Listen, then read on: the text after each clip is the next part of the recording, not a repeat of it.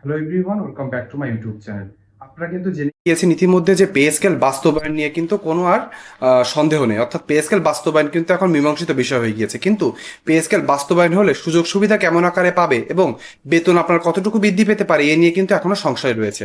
আপনাদেরকে জানিয়ে দিব আজকে এই ভিডিওর মাধ্যমে যে আপনার পে স্কেল যদি বাস্তবায়ন হয় নবম পে স্কেল, তাহলে আপনার বেতন কেমন হতে পারে। তাহলে চলুন আমরা দেরি করব না, মেন ভিডিওতে চলে যাবো এবং জেনে নিব আপনার বেতন কত হতে পারে। আমরা ভিডিও মেন অংশে চলে এসেছি। আপনি কম্পিউটার স্ক্রিনে দেখতে পাচ্ছেন যে বলা হয়েছে বেতন কাঠামোর মূল পরিবর্তন হয়েছে। যেমন বর্তমান মূল বেতন রয়েছে ৮,২৫০ টাকা, যেটিকে বাড়িয়ে ২০,০০০ টাকা করার প্রস্তাবনা দেওয়া হয়েছে এবং এই প্রস্তাবের দিকেই কিন্তু নজর রেখে নতুন নির্বাচিত সরকার পে স্কেল বাস্তবায়নের পথে আগাচ্ছে। আর একটি বিষয় রয়েছে সর্বোচ্চ বেতন, যেটা ৭৮,০০০ টাকা ছিল সেখান থেকে বাড়িয়ে ১,৬০,০০০ করার দিকে কিন্তু ইঙ্গিত দিয়েছে।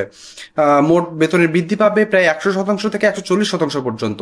নিম্ন গ্রেডের সরকারি চাকরিজীবীদের বেতনের বৃদ্ধির পরিমাণ বেশি থাকবে, অন্যদিকে উচ্চতর গ্রেডে বেতনের বৃদ্ধির পরিমাণ ১০০%-এর কাছাকাছি থাকতে পারে।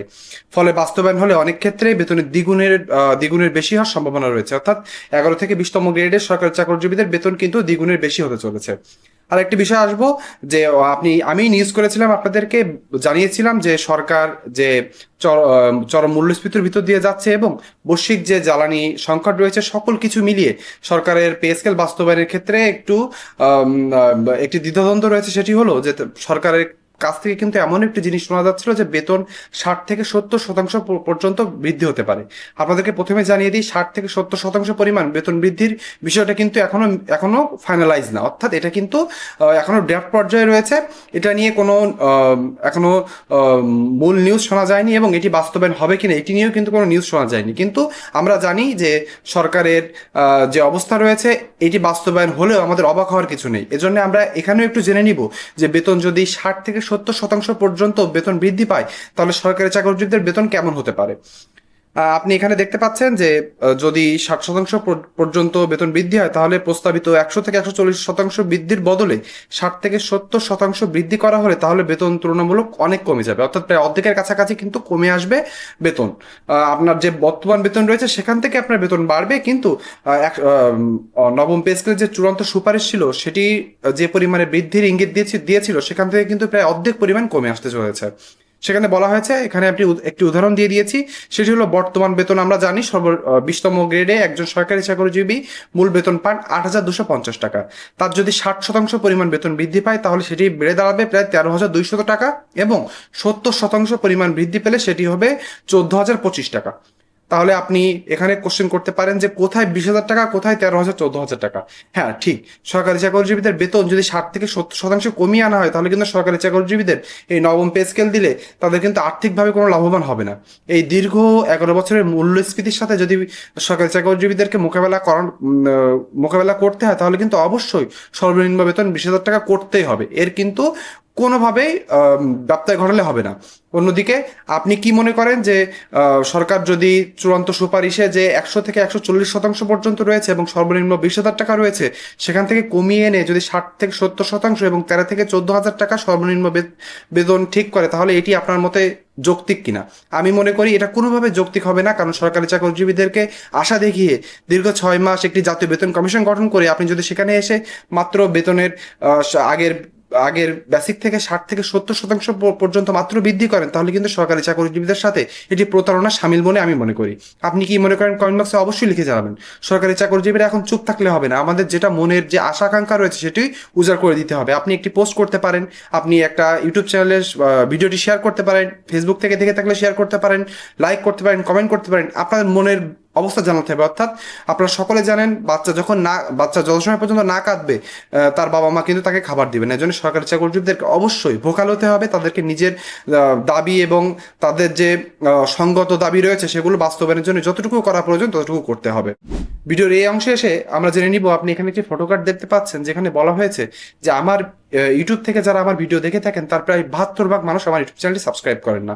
আমাদের কাছে অনুরোধ থাকবে, যারা পে স্কেল সম্পর্কিত সত্য এবং অথেন্টিক নিউজ সবার আগে জানতে চান, তারা দয়া করে আমার ইউটিউব চ্যানেলটি সাবস্ক্রাইব করে দিবেন। আর যারা ফেসবুক পেজ থেকে দেখছেন বা কোনো গ্রুপ থেকে দেখছেন ফেসবুকের, তাহলে অবশ্যই আমার ফেসবুক পেজে ক্লিক করে দিবেন এবং ফলো করে রাখবেন।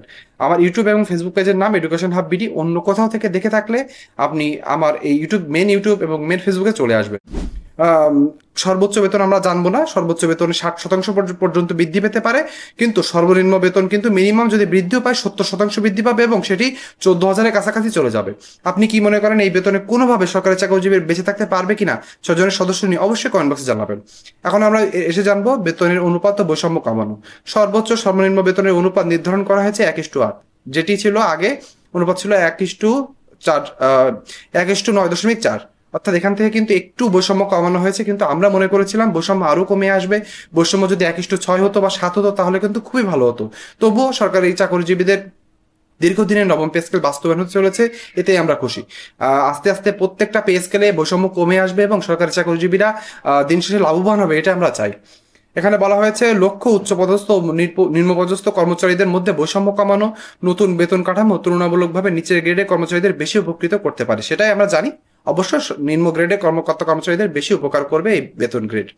গ্রেড ও পদ সংক্রান্ত কাঠামো বিদ্যমান 20টি গ্রেডই অপরিবর্তিত রাখা হয়েছে। আপনারা সকলে জানেন যে আগে অষ্টম পে স্কেলে 20টি গ্রেড ছিল, সেটিকে অপরিবর্তিত রেখে নবম পে স্কেলে 20টি গ্রেড রাখা হয়েছে। তবে মন্ত্রী পরিষদ সচিব, মুখ্য সচিব ও সিনিয়র সচিবদের জন্য 20 গ্রেডের বাইরে বিশেষ ধাপ বা স্পেশাল স্কেল নির্ধারণের প্রস্তাব দেওয়া হয়েছে। এই বিশেষ ধাপ পরবর্তীতে প্রজ্ঞাপনের মাধ্যমে নির্ধারণ করা হতে পারে। এখন আমরা জানবো পে স্কেল বাস্তবায়ন পদ্ধতি সম্পর্কে, যেখানে আমরা দুইটা পদ্ধতি জানতে পেরেছিলাম। একটি হলো পে স্কেল পুরো নয়, একসাথে নয়, ধাপে ধাপে বাস্তবায়ন হওয়ার পরিকল্পনা রয়েছে। সম্ভাব্য 3 ধাপে বাস্তবায়ন হতে পারে এবং কালকে আমি ভিডিও করে আপনাদেরকে আরেকটি বিষয় সম্পর্কে জেনেছি, আরেকটি বিকল্প পদ্ধতিতে সরকার 2 ধাপে পে স্কেল বাস্তবায়নের দিকেও কিন্তু আগাচ্ছে। অর্থাৎ দুইটা বিষয় তারা রেখেছে, সাইমেন্টেনিয়াসলি তারা 3 ধাপে বাস্তবায়নের দিকেও আগাচ্ছে, অন্যদিকে তারা 2 ধাপে বিকল্প একটি পথও বেছে নিয়েছে। অর্থমন্ত্রী এবং প্রধানমন্ত্রী এবং উচ্চপদস্থ কর্মকর্তাদের ভিতরে মিটিং থেকেই কিন্তু আমরা জানতে পারবো যে কোন বিষয়ে সরকার আগাচ্ছে। 3 ধাপে 3 অর্থ বছরের বাস্তবায়ন নাকি 2 অর্থ বছরে ধাপে ধাপে বাস্তবায়ন, কোন দিকে সরকার আগাচ্ছে।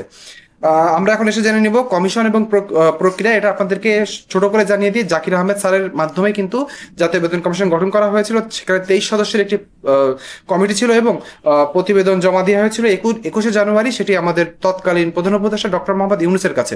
এবং আমরা জানি 3 ধাপে কিন্তু 3টা কমিশন গঠন করা হয়েছে, একটা সরকারি চাকরিজীবীদের জন্য, সাধারণ সরকারি চাকরিজীবীদের জন্য, একটি হচ্ছে জুডিশিয়াল সার্ভিসদের জন্য, একটি হচ্ছে সশস্ত্র বাহিনীদের জন্য। অর্থাৎ এই 3টি পে স্কেল একসাথে করে মার্চ করে বাস্তবায়ন করা হতে পারে। আপনি জেনে নিলেন পে স্কেল বাস্তবায়ন হলে আপনার বেতন কেমন বৃদ্ধি পেতে পারে, সেটি 100 থেকে 140% বৃদ্ধি কতটুকু হতে পারে, 60 থেকে 70% হলে কতটুকু হতে পারে, এটি জানিয়ে দিলাম এই ভিডিওর মাধ্যমে। আশা করব পে স্কেল সম্পর্কিত এখন এমন ভিডিও পেতে হলে অবশ্যই আমার ইউটিউব চ্যানেলে চোখ রাখতে হবে। আপনার এই ভিডিও ভালো লেগে থাকলে অবশ্যই ইউটিউব চ্যানেলটি এবং ফেসবুক পেজটি সাবস্ক্রাইব করে দিবেন এবং সাথে থাকবেন। আজকে ভিডিওটি এ পর্যন্ত। ভিডিওটি না টেনে শেষ পর্যন্ত দেখার জন্য সকলকে ধন্যবাদ। সকলে ভালো থাকবেন।